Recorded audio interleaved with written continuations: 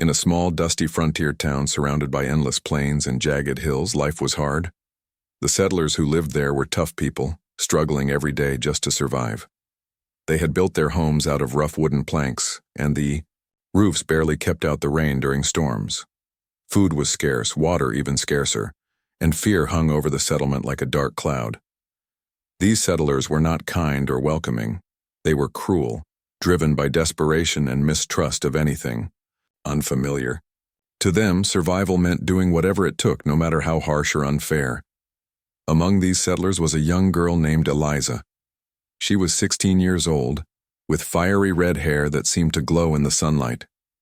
Her green eyes burned with determination, but they also carried sadness.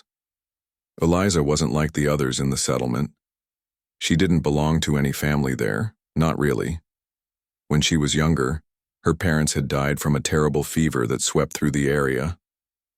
After their deaths, one of the settler families reluctantly took her in, more out of pity than kindness. But Eliza never fit in. She was different. She didn't follow their rules blindly, and she often spoke her mind when she saw injustice. This made the other settlers uneasy, and they treated her as an outsider. Eliza spent most of her days working hard to earn her keep. She fetched water from the nearby stream, helped cook meals, and mended torn clothing. Despite all her efforts, the settlers still looked at her with suspicion. They whispered behind her back, calling her strange names and spreading rumors about her. Some said she talked to herself late at night. Others claimed they'd seen her wandering near the edge of the woods, far away from the safety of the settlement. No one dared go into those woods because they belonged to the Comanche, a fierce Native American tribe known for defending their land fiercely against intruders. The settlers believed the Comanche were dangerous savages, though none of them had ever actually met them face to face. One evening, as the sun dipped below the horizon and painted the sky orange and purple, something unusual happened. A group of settlers gathered around the fire outside their cabins, sharing stories and sipping weak tea. Someone mentioned seeing Eliza walking toward the woods earlier that day. "I saw her," muttered old Tom, a grizzled man with a scruffy beard. She was standing at the tree line staring into the forest like she was waiting for someone. His words sent a ripple of unease through the crowd. Another settler chimed in, saying he'd noticed strange footprints leading away from Eliza's cabin toward the woods. Panic began to rise among them. The settlers' fear quickly turned into anger.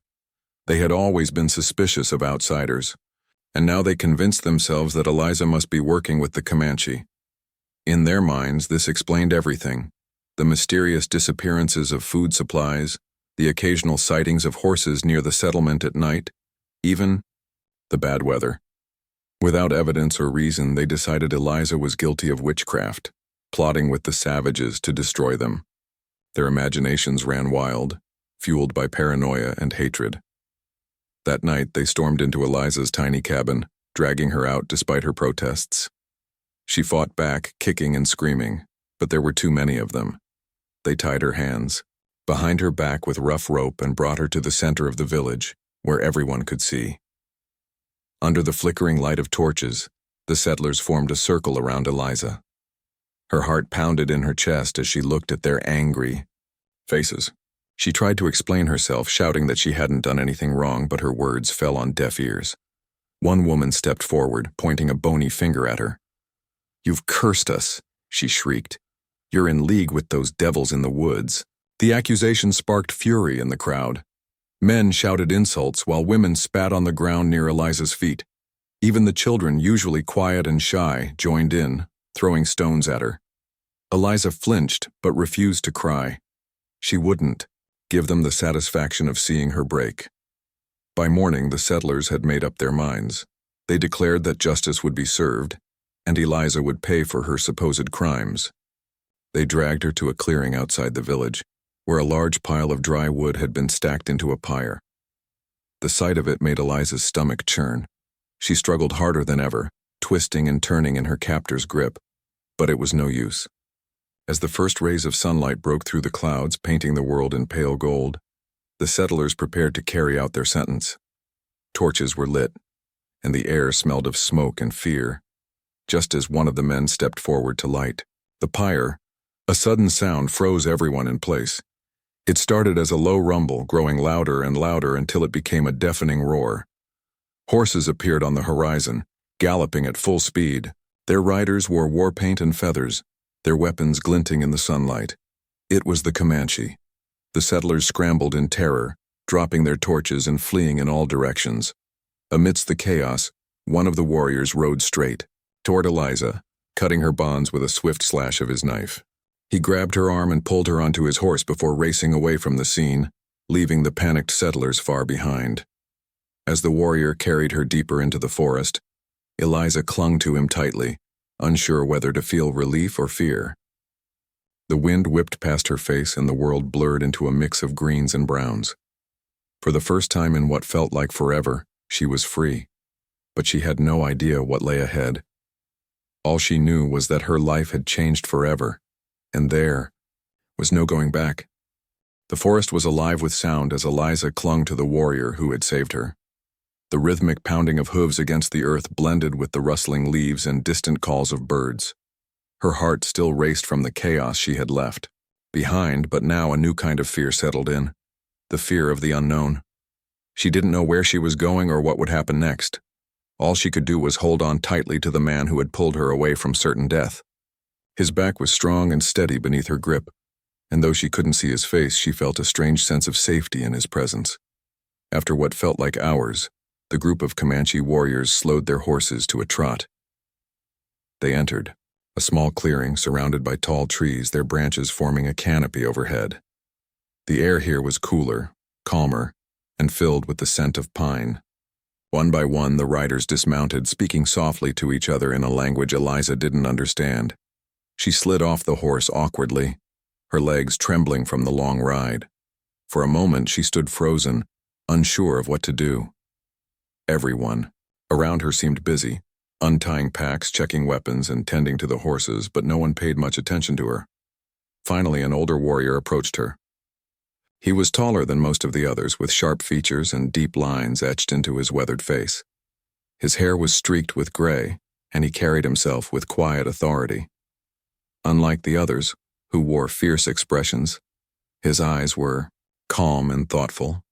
He studied Eliza for a moment before speaking. Though his words were unfamiliar, his tone was gentle. He gestured toward the ground, inviting her to sit. Unsure of what else to do, Eliza obeyed. A young woman soon brought her a wooden bowl filled with water and another containing some kind of stew. It smelled strange but not unpleasant, and Eliza realized how hungry she was. She ate slowly, savoring every bite. As the day turned into evening, the warriors built a small fire in the center of the clearing. They sat around it talking and laughing, their voices blending into a melody that felt both foreign and comforting. Eliza watched them curiously, trying to make sense of their gestures and expressions. At first, she felt completely out of place, like an outsider looking in. But then, something unexpected happened. One of the younger boys, no older than 10, walked over to her holding a stick with a carved bird at the end. He held it out shyly, offering it to her. Eliza hesitated before taking it, giving him a small smile in return. The boy grinned widely and ran back to the group, clearly pleased with himself. Over the next few days, Eliza began to adjust to her new surroundings. The warriors didn't treat her like a prisoner. Instead, they seemed to view her as a guest or perhaps even a survivor in need of help. They gave her simple tasks to keep her busy, like gathering firewood or helping prepare meals. Slowly, she started picking up bits of their language. Words like water, food, and thank you became familiar, and she practiced saying them whenever she could. The older warrior who had first approached her took a particular interest in her progress. He often sat nearby while she worked, correcting her pronunciation or showing her how to use different tools. Eliza also spent a lot of time with Running Wolf, the warrior who had rescued her. He was younger than the others, with a lean build and piercing dark eyes. Despite his serious demeanor, there was kindness in the way he treated her. He taught her how to ride a horse properly, guiding her hands on the reins and showing her how to balance her weight. At first, Eliza struggled, falling off more times than she cared to admit. But Running Wolf never laughed at her mistakes. Instead, he encouraged her to try again, always staying close in case she needed help. Over time, she grew more confident, learning to trust both the horse and herself.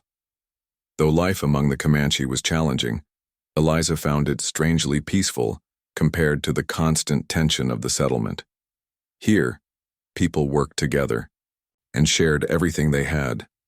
There was no greed, no suspicion, just a deep connection to the land and each other.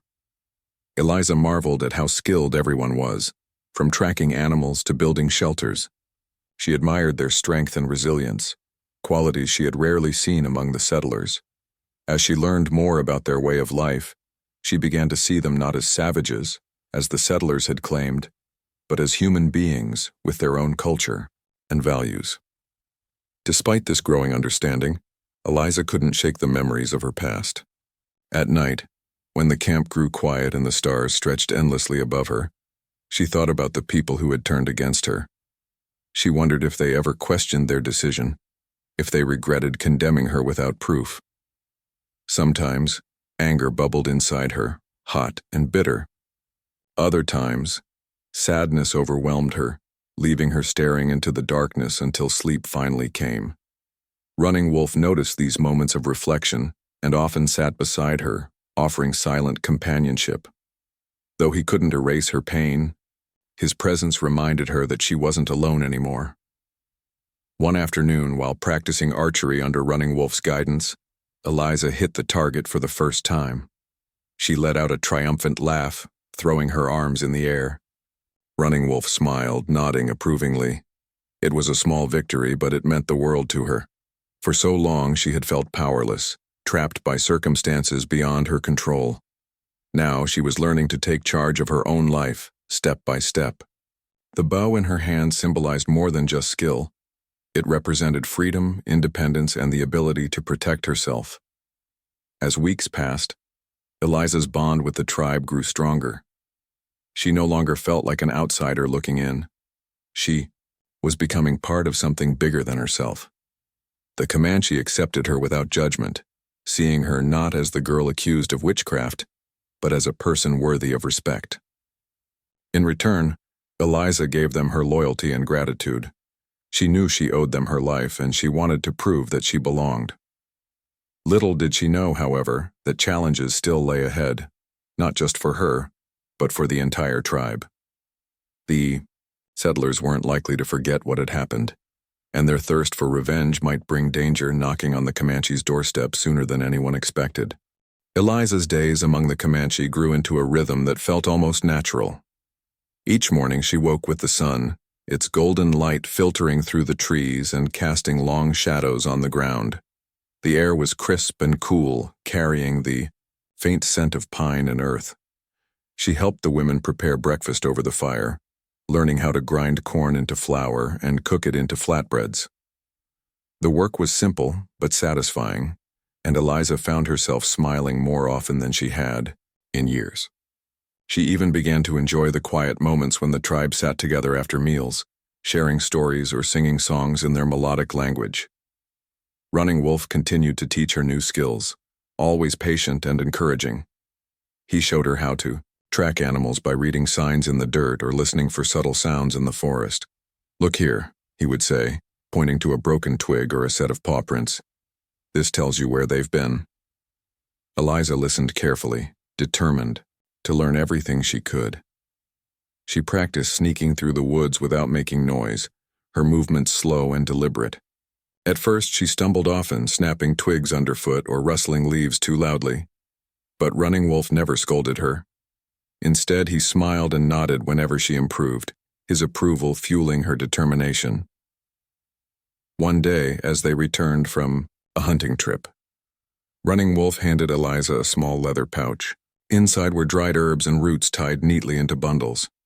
He gestured toward the plants growing nearby, explaining their uses in broken words mixed with gestures. Some healed wounds, others eased pain, and a few were used to flavor food. Eliza memorized their shapes and smells, practicing until she could identify them quickly. She felt proud of herself for mastering something so important. These lessons weren't just about survival, they were about belonging. Every skill she learned brought her closer to the tribe, helping her feel like she truly fit in. But life wasn't all peaceful. News began to spread among the Comanche of trouble brewing beyond the forest. Traders passing through the area spoke of the settlers' anger over Eliza's escape. They claimed the settlers were planning a raid, vowing to find the stolen girl and punish those who had taken her. The Comanche elders listened carefully, their faces grim. Though they had lived on this land for generations, they knew the Yishtais settlers' greed and hatred posed a constant threat. For now, the tribe decided to move deeper into the wilderness, far from the reach of their enemies. It was a difficult decision, but safety came first. The journey was long and tiring. Mikau, Comanche packed up their camp, loading supplies onto horses and travois. Wooden frames dragged behind the animals. Eliza helped as best she could, carrying bundles of blankets and tools. As they traveled, she marveled at the vastness of the land around her. Rolling hills stretched endlessly, dotted with patches of wildflowers and streams, glittering in the sunlight. She had never seen anything so beautiful. Yet there was also danger lurking everywhere in the form of storms, wild animals, or rival tribes. The Comanche moved cautiously, always alert. During one particularly grueling stretch of travel, Eliza noticed Running Wolf watching her closely. His expression was unreadable, but she sensed concern in his eyes. Later that evening, as they rested near a bubbling creek, he approached her. Using hand signals and a few words they both understood, he asked if she wanted to go back. Eliza stared at him, startled. Go back? To the settlement? The thought made her stomach churn. Those people had tried to burn her alive. They had judged, her without mercy, branding her a witch based on nothing but fear and lies. How could she ever return to them? Yet, as she sat there under the starlit sky, she couldn't deny the tug of curiosity pulling at her heart. What if some of the settlers regretted what they had done? What if they missed her, or at least wondered where she had gone? Part of her wanted to believe that not everyone in the settlement was cruel. But deep down, she knew the truth. Even if a handful of them felt guilty, the majority wouldn't hesitate to hurt her again if given the chance. No, she realized, there was no place for her among them anymore. She shook her head firmly and looked at Running Wolf. I stay, she said simply, her voice steady despite the weight of her decision. Her choice seemed to satisfy him. From that moment on, Running Wolf treated her differently, not as someone saved, but as an equal. He trusted her instincts during hunts and relied on her knowledge of herbs when treating minor injuries. Their bond deepened, built on mutual respect and shared experiences. Eliza found comfort in his presence, especially during lonely nights, when memories of the past crept into her mind. She still thought about the settlers sometimes, wondering if they ever spoke of her. Did they think she was dead? Or did they imagine her living happily among the Comanche, free from their cruelty? Either way, she didn't care. Her old life was gone, replaced by something far better. As weeks turned into months, Eliza fully embraced her new identity. She wore deerskin dresses decorated with beadwork, her red hair braided neatly down her back. Her skin tanned from days spent outdoors, and calluses formed on her hands from hard work. She no longer felt like the frightened girl dragged out of the settlement. She was stronger now, braver and more confident. The Comanche had given her a second chance at life, and she intended to make the most of it. One evening, as the tribe gathered around the fire, an elder stood up to speak. His voice carried authority, commanding attention from everyone present. Through gestures and expressions, he told a story about resilience and unity. Eliza didn't understand every word, but the message was clear. The tribe would face challenges, but together, they would overcome them. When the elder finished, the group erupted into cheers, clapping, and chanting. Eliza joined in, feeling a surge of pride and belonging. This was her family now, and she would do whatever it took to protect them. Little did she know the settlers' threats were closer than anyone realized. Scouts reported seeing groups of armed men riding along the edges of the forest, searching for signs of the Comanche. Tension filled the air, thick and suffocating. The tribe prepared for the worst, sharpening weapons and reinforcing their defenses. Eliza knew she couldn't fight alongside the warriors, but she vowed to contribute in any way possible. She worked tirelessly, gathering extra food, mending clothes, and helping care for the children. If danger came knocking, she would stand, strong, not as the scared girl from the settlement, but as a member of the Comanche tribe ready to defend her home. The days grew shorter as autumn crept into the land, painting the trees with shades of gold and crimson. The air turned cooler, carrying a crispness that hinted at the coming winter. For Eliza, this season brought both beauty and unease. She had come to love the rhythm of life among the Comanche, the early mornings spent gathering food, the afternoons learning new skills, and the evenings filled with laughter and storytelling around the fire. But now, whispers of danger loomed over the tribe like a storm cloud. Scouts returned from their patrols with troubling news. The settlers were getting closer. Each report painted a clearer picture of the threat. Groups of armed men had been spotted riding along the edges of the forest, their movements deliberate and purposeful. They carried guns and torches, tools of destruction that sent shivers down Eliza's spine. She knew these men weren't just searching for her. They wanted revenge. To them, the Comanche were enemies who had stolen one of their own, and they wouldn't rest until they made someone pay. The thought of facing them again filled Eliza with dread, but she refused to let fear control her. This was her home now, and she would do whatever it took to protect it. The tribe prepared for the worst. Warriors sharpened arrows and checked their bows, ensuring every weapon was ready for battle. Women sewed extra pouches for carrying supplies, and packed bundles of dried meat and herbs in case they needed to flee quickly. Children practiced moving silently through the woods, their small feet barely making a sound on the soft earth. Even the elders contributed, sharing wisdom about past conflicts and strategies for survival. Everyone had a role to play, and Eliza threw herself into her tasks with fierce determination. She spent hours helping the women prepare food, grinding corn into meal and drying strips of venison over the fire. Her hands worked steadily, but her mind raced with questions. Would the settlers find them? What would happen if they did? Could the tribe hold its ground against so many enemies? These thoughts haunted her, but she pushed them aside, focusing instead on what she could control. When she wasn't cooking or gathering supplies, she practiced the skills Running Wolf had taught her. She learned how to set traps using twine and sticks, how to identify safe water sources, and how to start a fire even in damp conditions. Each new lesson made her feel more capable, more prepared for whatever might come. One evening, as the sun dipped below the horizon, the tribe gathered around the fire for a meeting. The elders spoke in low, serious tones, their words weighed down by the gravity of the situation. Through gestures and expressions, Eliza understood that they were discussing whether to stay or move deeper into the wilderness.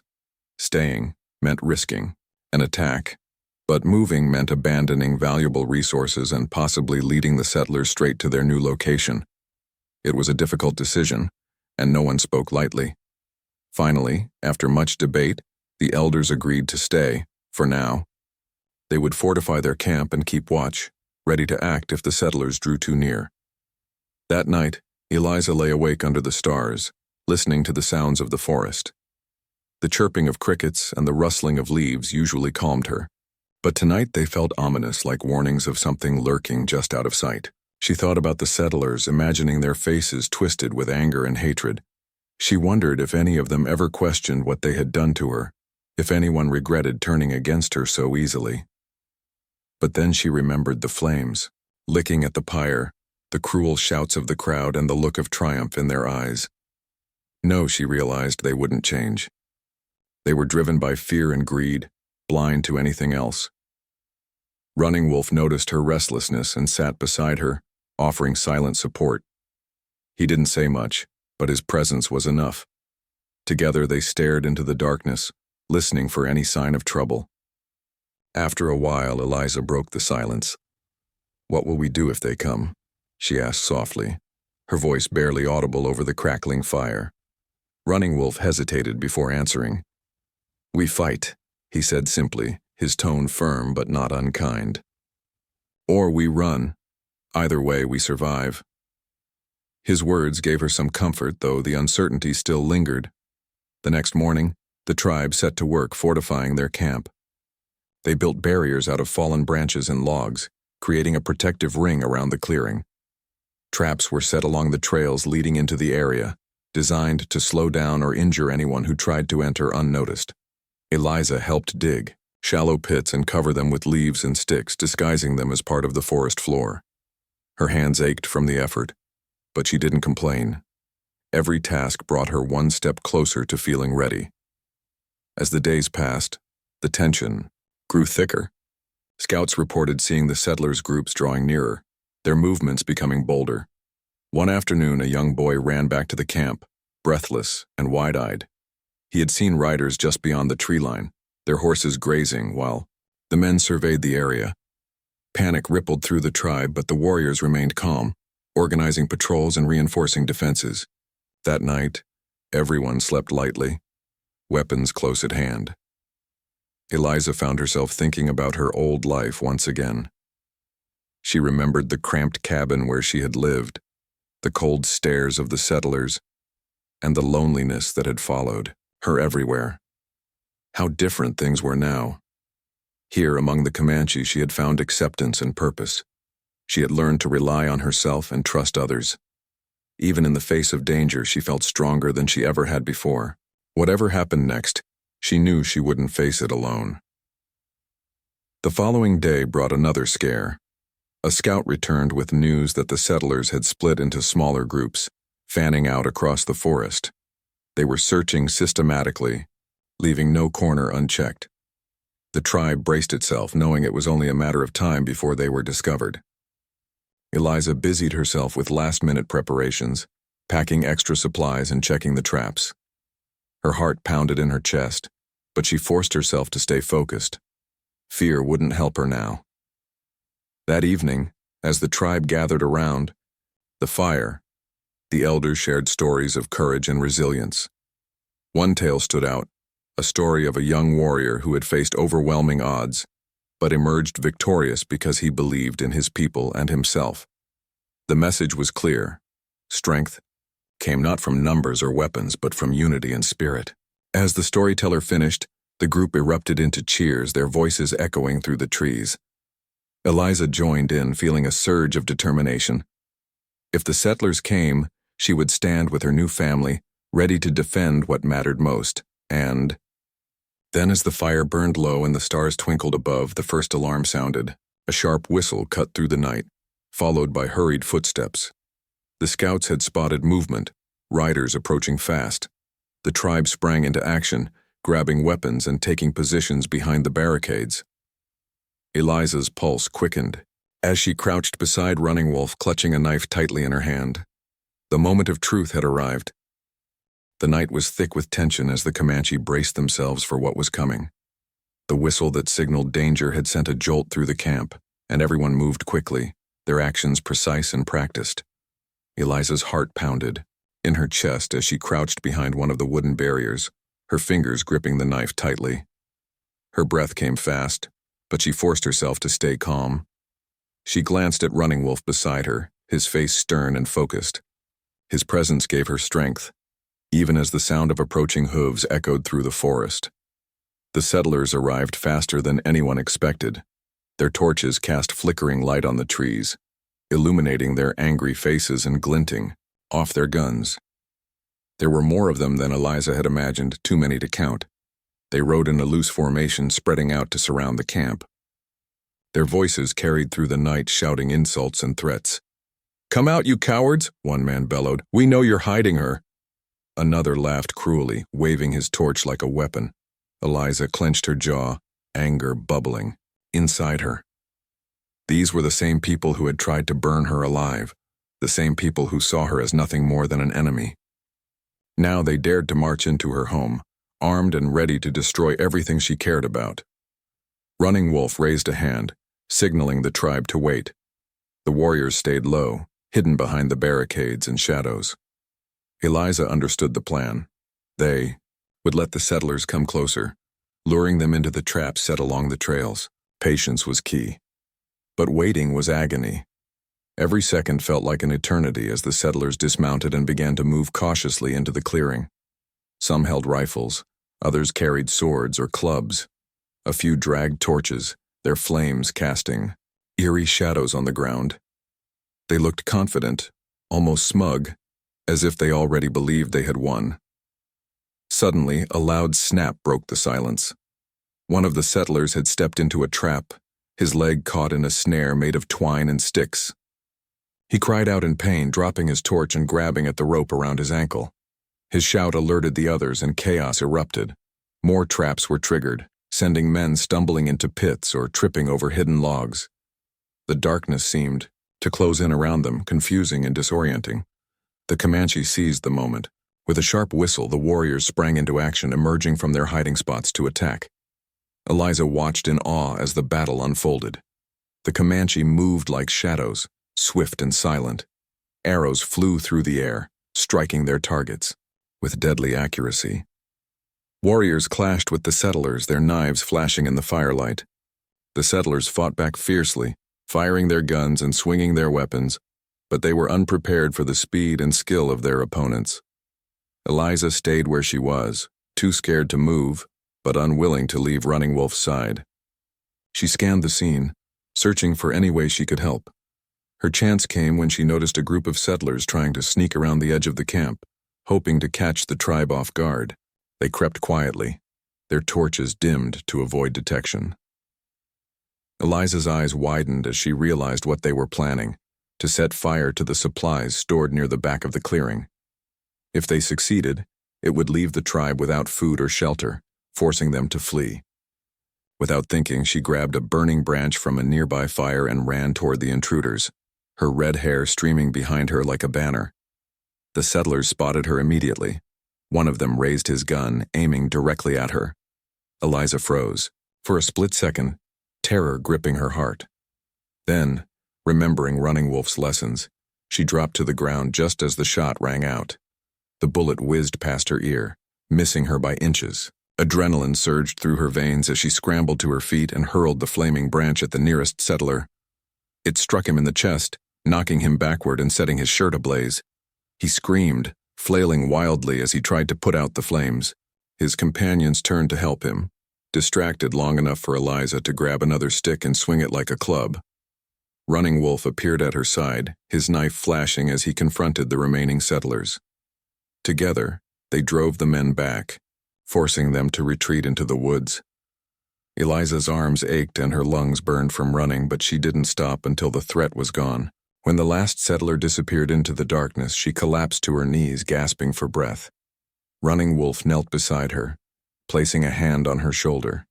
His expression was unreadable, but his touch was firm and reassuring. Eliza nodded, weakly, letting him know she was okay. The battle raged on for what felt like hours, though it was likely only minutes. Gradually, the settlers began to fall back, realizing they were outnumbered and outmatched. Many of them had been injured, either by traps or arrows, and their confidence wavered.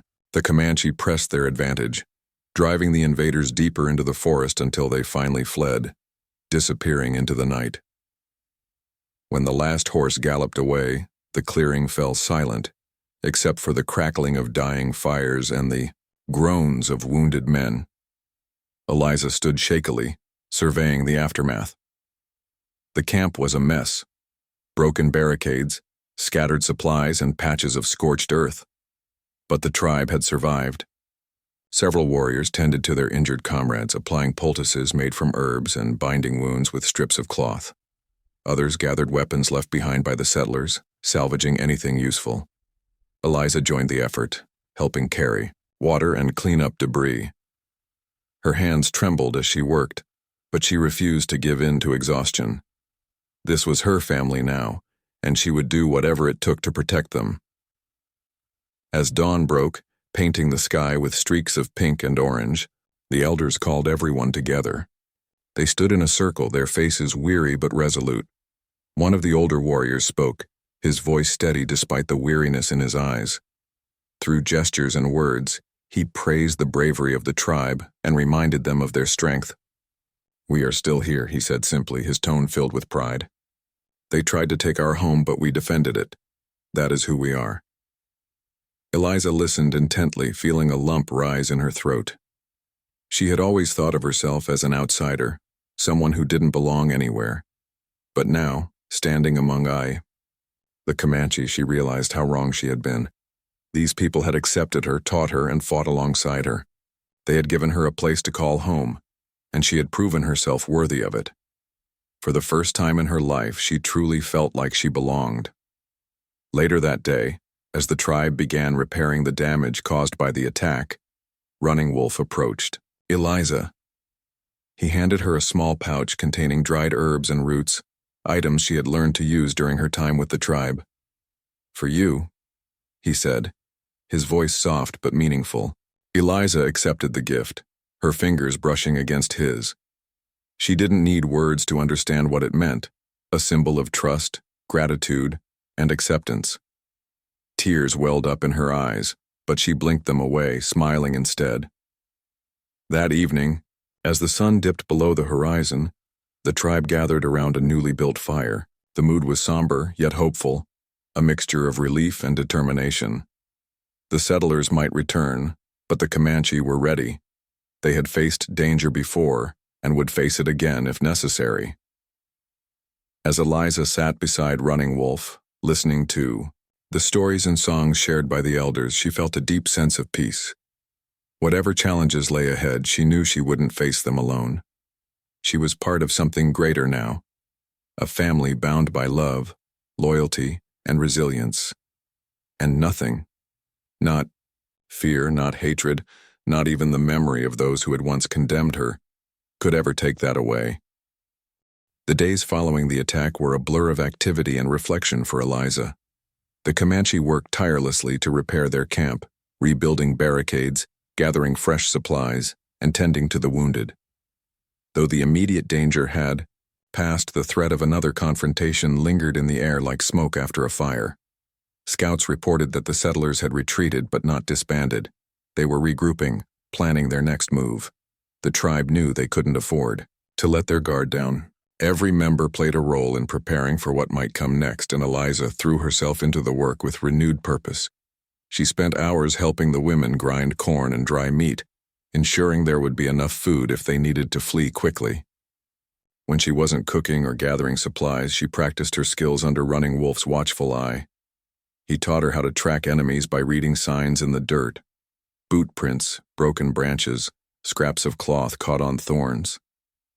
"These tell you where they've been," he explained, pointing to a faint trail left by a settler's boot.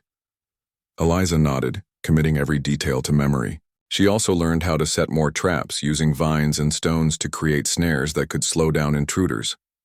Each new lesson made her feel stronger, more capable of defending herself and her family.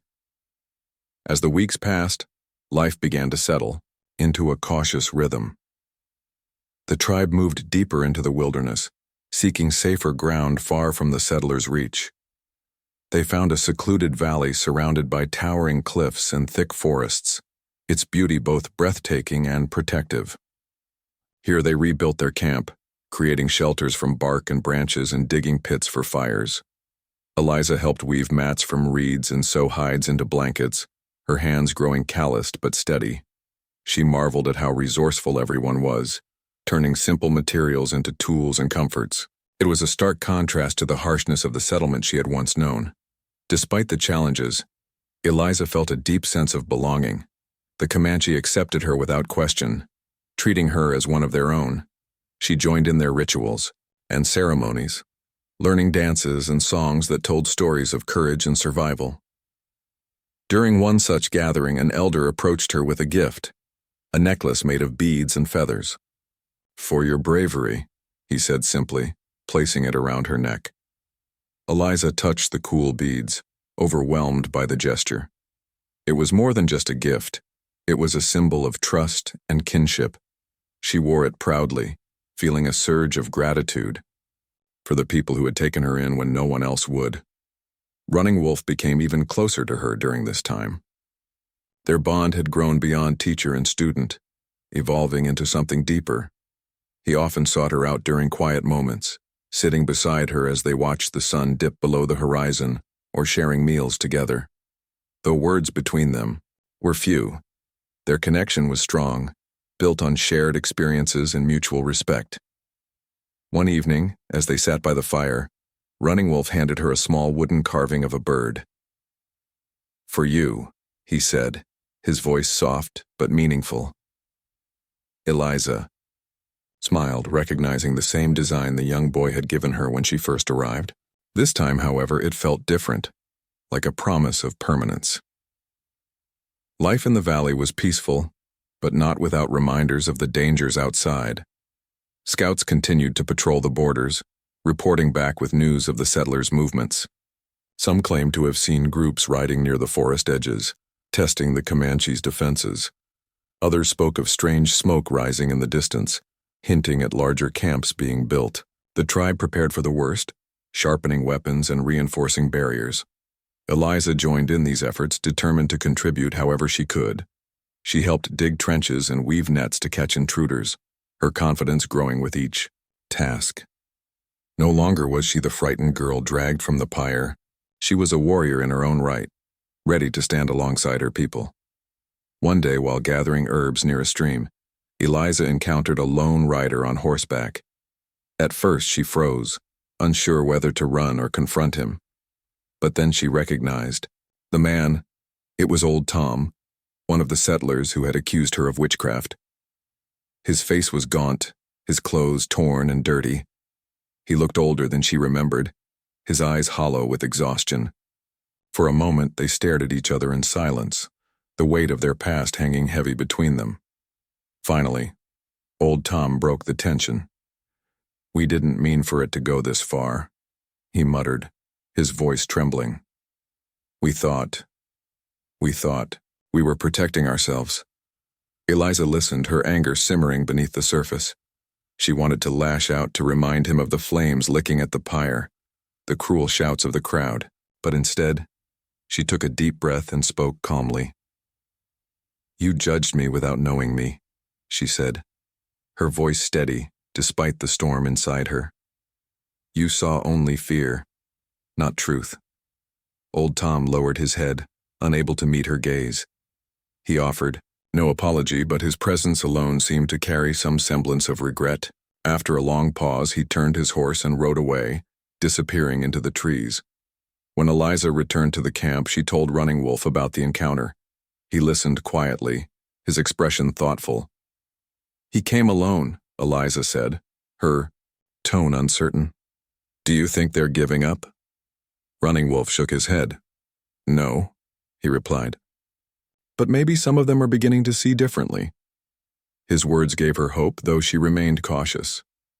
The settlers' hatred ran deep, and change wouldn't come easily. Still, the possibility that some might question their actions planted a seed of optimism within her. As months turned into years, Eliza fully embraced her new life among the Comanche. She married Running Wolf, becoming part of his family and the tribe in ways she never imagined possible. Together they had children, teaching them the values of strength, unity, and kindness. Eliza often reflected on how far she had come, from the lonely orphan rejected by the settlers to the confident woman standing tall beside her husband. She still thought about her old life sometimes, wondering if any of those who had condemned her ever changed their minds. But she no longer carried bitterness in her heart.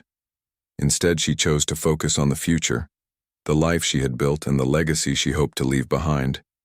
Years later, as she sat by a roaring fire watching her grandchildren play under the stars, Eliza realized something profound. Sometimes salvation comes from the most unexpected places.